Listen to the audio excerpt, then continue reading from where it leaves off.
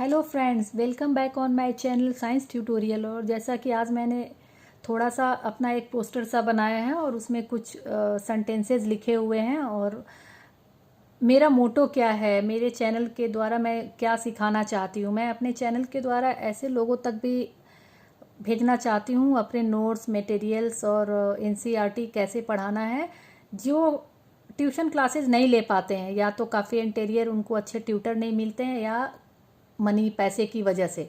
तो उनके लिए ये काफ़ी हेल्पफुल है। और मेनली मैं बोर्ड के बच्चों पे और भी ज़्यादा फोकस करूँगी, क्योंकि हर क्लास पे वैसे मैं फोकस करूँगी, पर बोर्ड के एग्ज़ाम में कैसे तैयारी करना है थोड़ा सा मैं उसको बताती रहूँगी।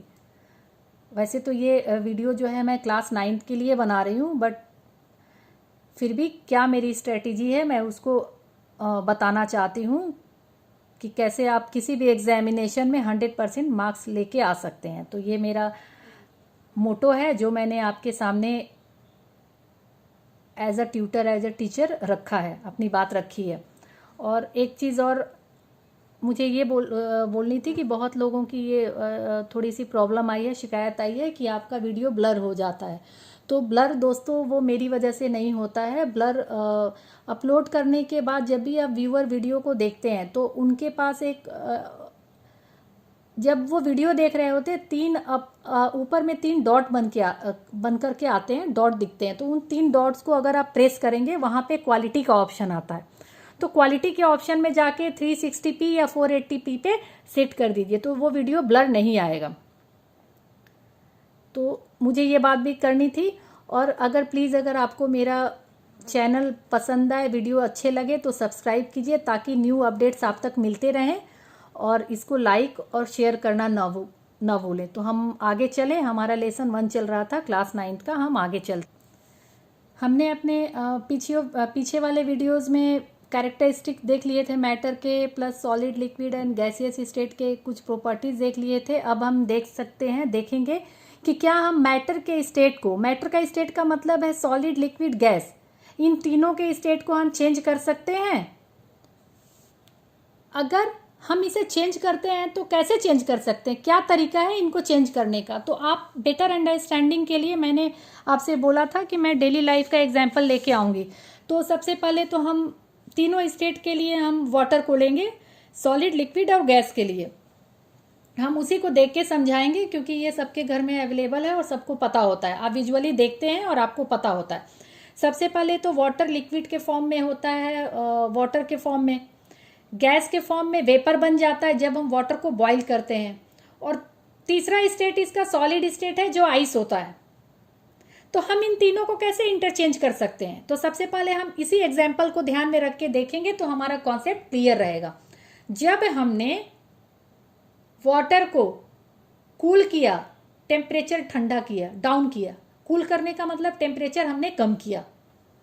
जब हमने वाटर का टेम्परेचर कम किया तो क्या हुआ, वो आइस में कन्वर्ट हो गया, मतलब लिक्विड से सॉलिड बन गया। देखा दोस्तों कैसे वो लिक्विड से सॉलिड बन गया, क्यों हुआ, ऐसा क्यों हुआ। तो आपको पता है सॉलिड लिक्विड और गैस में क्या फर्क है, स्ट्रक्चर ऑफ एटम, कैसे एटम एग्जिस्ट करते हैं उन फॉर्म में। जैसे गैस में एटम काफ़ी दूर दूर होते हैं, पार्टिकल काफ़ी दूर होते हैं। मैंने बार बार मेरे मुंह से एटम निकल रहा है, लेकिन अभी पार्टिकल ही बोलना है। फिर लिक्विड में थोड़े से पार्टिकल के डिस्टेंस कम हो जाता है, और गैस में बिल्कुल, सॉलिड में बिल्कुल ही गैप नहीं होता है पार्टिकल के बीच में। बस यही फ़र्क है। वाटर में तीनों में एक ही तरह के पार्टिकल है, H2O, 2 हाइड्रोजन 1 ऑक्सीजन। चाहे वो आइस ले लीजिए, चाहे वाटर लीजिए, चाहे वाटर का वेपर ले लीजिए, लेकिन उनके स्ट्रक्चर में, उनके बाउंडिंग के तरीके में फ़र्क आ जाता है। तो जब हमने वाटर को लिया, टेम्परेचर कूल किया तो क्या हो गया, जब टेम्परेचर कम किया तो वाटर के पार्टिकल की काइनेटिक एनर्जी क्या हुई, डिक्रीज कर गई। और जैसे वो कम हुई तो पार्टिकल एक दूसरे के पास आने शुरू हो गए। जो भाग रहे थे पार्टिकल अब नहीं भाग रहे, अब पास आ रहे हैं। जैसे वो पास आ जाएंगे तो अपने आप ऑटोमेटिक वो सॉलिड स्टेट हो जाएगा, क्योंकि सॉलिड स्टेट में पार्टिकल बहुत पास आ जाते हैं। तो जब वो बिल्कुल पास आएंगे तो वो सॉलिड हो गया। तो हमने क्या किया, हीट को कम किया। ठीक है। अब हमें वाटर से गैस में जाना है, लिक्विड से गैस में जाना है, तो हमने हीट को बढ़ाया, बॉईल किया, टेम्परेचर दिया। जब टेम्परेचर दिया तो हीट दिया, तो वाटर मोलिक्यूल, वाटर के बीच के जो पार्टिकल हैं उनकी काइनेटिक एनर्जी बढ़ी और वो इधर उधर रैंडमली भागना स्टार्ट कर दिए। जब स्टार्ट कर दिया तो कंटेनर में उनके बीच में जो गैप था वो बढ़ते गया, क्योंकि रैंडमली पार्टिकल भाग रहे हैं, और जैसे गैप बढ़ गया तो वो गैसियस स्टेट में कन्वर्ट हो गया। तो हीट एक ऐसा फैक्टर है जिसकी वजह से सॉलिड से लिक्विड, लिक्विड से गैस हम जा सकते हैं। सॉलिड था, मान लो आइस था, आइस को हमें वाटर में बदलना है तो हमें उसे भी हीट देना पड़ेगा। हीट मतलब पहले आपका टेम्परेचर मान लीजिए रेफ्रिजरेटर में 0 था और जब बाहर निकाला तो 35 डिग्री पे आ गया, तो हीट तो आपने बढ़ा दिया एक तरह से। तो हीट बढ़ाया तो पार्टिकल फिर मूव करना शुरू करेंगे और फिर वो सॉलिड लिक्विड में कन्वर्ट हो जाएगा। तो ये आपका, ये मेन आपके ये पॉइंट्स इसमें यही समझाने थे कि टेम्परेचर बढ़ाने से कैसे होता है। ठीक है, तो इसमें भी इन्होंने एनसीईआरटी में भी एग्जाम्पल आपको उसी का लिया हुआ है, वाटर का और वेपर का। तो ये effect of change of temperature, तो देखा आपने, जब टेम्परेचर बढ़ाया तो सॉलिड से लिक्विड और लिक्विड से गैस बना, और जब टेम्परेचर कम करते हैं तो गैस से लिक्विड और लिक्विड से सॉलिड आ जा रहा है। कैसे टेम्परेचर कम करने पे आया? मान लीजिए वाटर वेपर है, आपको आसमान में जा रहा है, स्काई में, वहां क्लाउड बन रहा है।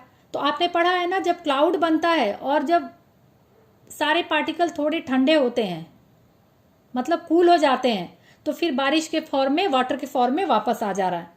तो एक तो नेचुरल प्रोसेस हमारा वो हुआ। दूसरा हम कहाँ देखते हैं, मान लीजिए कि हमारा वाटर वेपर बनते जा रहा है, तो हम एक कंटेनर में हमने पानी गर्म करने रखा, वाटर वेपर बन रहा है, तो हमने कंटेनर को ढक के गैस को ऑफ कर दिया। तो थोड़े देर के बाद आप देखेंगे कि कंटेनर के ढक्कन पे वाटर मॉलिक्यूल फिर से वाटर बन के पानी में गिर रहा है। मतलब वेपर जो ऊपर जा रहा था, जैसे ही ठंडा हुआ, टेम्परेचर जैसे ही कम हुआ, फिर से वो लिक्विड में कन्वर्ट हो गया।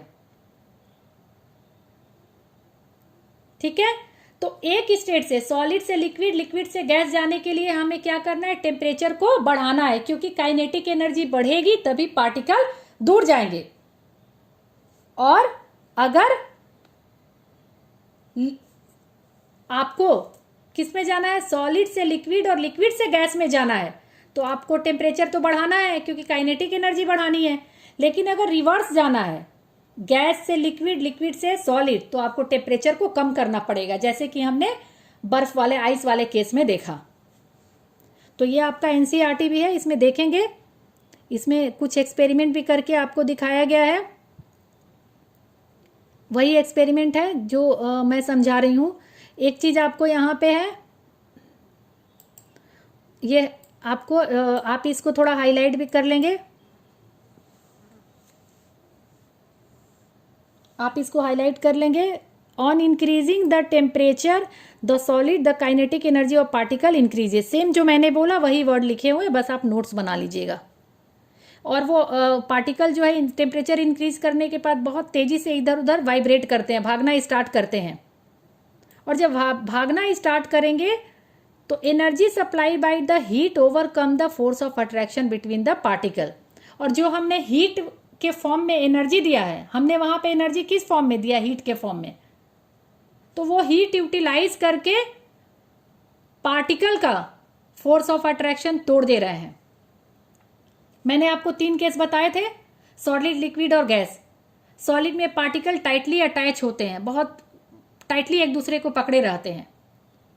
लिक्विड में थोड़ा सा कम पकड़ते हैं, थोड़ा सा ज्यादा अटैचमेंट नहीं होता, अट्रैक्शन नहीं होता है। गैस में बिल्कुल कम अट्रैक्शन होता है।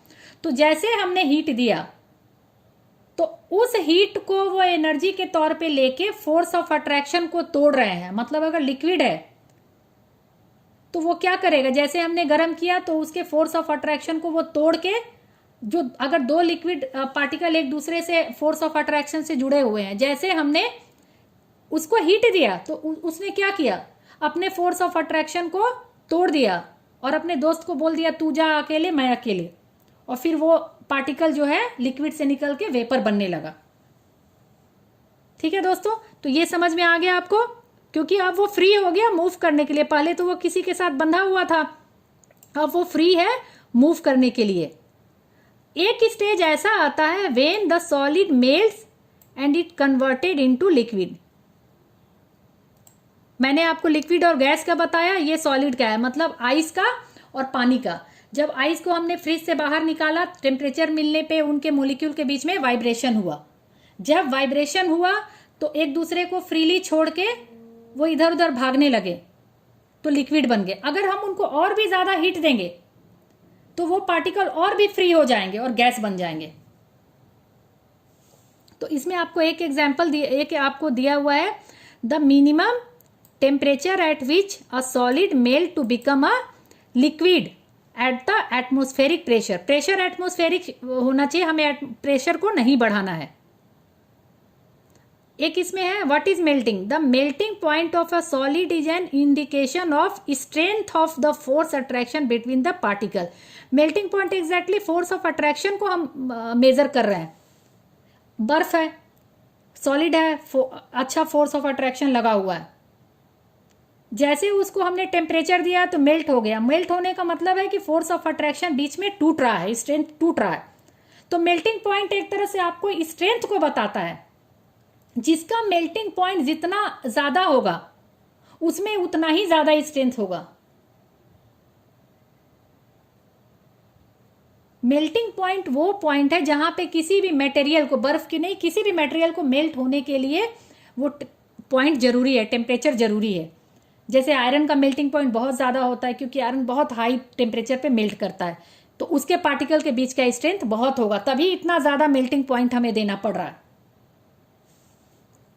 और melting point of ice is 273 के, इसको 273 के बोल सकते हैं। ये हमें 15 लिखने की जरूरत 15 लिखने की जरूरत नहीं है, ठीक है। तो ये कितने के बराबर होता है, 0 डिग्री सी। सेंटीग्रेड में इसको 0 डिग्री बोलेंगे, केल्विन में 273। इसमें क्या है, the process of melting that is change of solid state into liquid state is also known as fusion. इस प्रोसेस को हम फ्यूजन भी बोलते हैं। जब कोई सॉलिड से लिक्विड बनता है तो उस प्रोसेस को हम फ्यूजन बोलते हैं। किस टेम्परेचर पे, 0 डिग्री पे या 273 पे। जैसे कि बर्फ जिस टेम्परेचर पे सॉलिड से लिक्विड बनता है उसे हम उस प्रोसेस को फ्यूजन बोलते हैं। और वो टेम्परेचर मेल्टिंग पॉइंट है जो कि 273 डिग्री के है, 273 केल्विन या 0 डिग्री सी के बराबर है।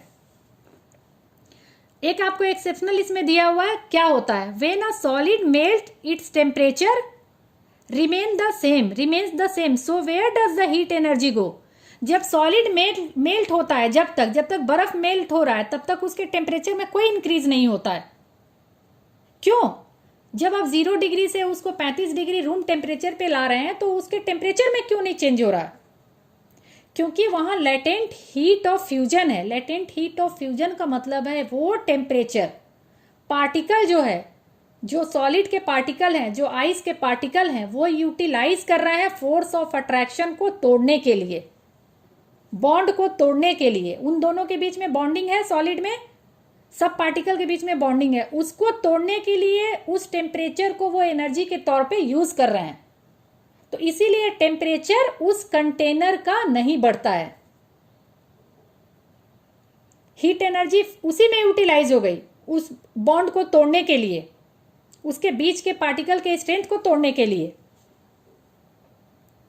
तो ये आपका मेन आपका इसमें फ्यूजन देख लिया हमने। और एक आपको यह है, you must have observe during the experiment of melting that the temperature of the system does not change. यही चीज जो मैंने अभी समझाया था कि चेंज नहीं होता है, क्योंकि जो टेम्परेचर उसे दिया गया 35 डिग्री रूम टेम्परेचर जो दिया गया, तो उस टेम्परेचर को वो यूटिलाइज करके क्या कर रहा है, force of attraction, solid particle के बीच में बहुत ज्यादा फोर्स ऑफ अट्रैक्शन है, उसको तोड़ने की कोशिश करते हैं, उसको तोड़ते हैं, तभी तो वो लिक्विड में कन्वर्ट होंगे। तो इसीलिए हीट एनर्जी को वो एब्जॉर्ब कर लेते हैं और टेम्परेचर में चेंज नहीं दिखाते हैं। और इसे ये हीट जो है हिडन होता है, जिसको लेटेंट हीट ऑफ फ्यूजन भी बोलते हैं, इसको लेटेंट हीट बोलते हैं।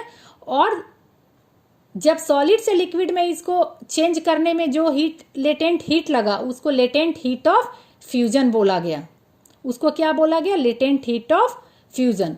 तो ये क्या होता है? The amount of heat energy that is required to change 1 kg of a solid into liquid at atmospheric pressure पे 1 kg सॉलिड को लिक्विड में बदलने के लिए जो हीट लगा उसे लेटेंट हीट ऑफ फ्यूजन कहा गया। फ्यूजन क्यों बोला गया? क्योंकि इस प्रोसेस को हमने फ्यूजन बोला ना, सॉलिड से लिक्विड के जाने के प्रोसेस को हमने फ्यूजन बोला, जिसका टेम्परेचर 0 डिग्री सी या 273 केल्विन था। तो उसमें जो हीट लगा उसको हमने लेटेंट हीट ऑफ फ्यूजन बोला। और ये क्या? Particle in water have more energy as compare to the particle in ice at the same temperature. Water के पास ज्यादा एनर्जी होगी, तभी तो उसने बॉन्ड को तोड़ के आइस से वाटर बना, क्योंकि उस ज्यादा एनर्जी है उसके पास। तो आप इसको थोड़ा समझेंगे तो इसको मेमोराइज करने की जरूरत नहीं पड़ेगी। तो आज के वीडियो में बस काफ़ी लेंदी हो जा रहा, आज हम यहीं तक पढ़ेंगे। फिर हमारा जो अगला वीडियो है उसमें मैं आगे आपको बॉइलिंग वगैरह बताऊंगी। अगर आपको चैनल पसंद आए तो प्लीज़ सब्सक्राइब कीजिए और लाइक बटन दबाना ना भूलें। Thank you.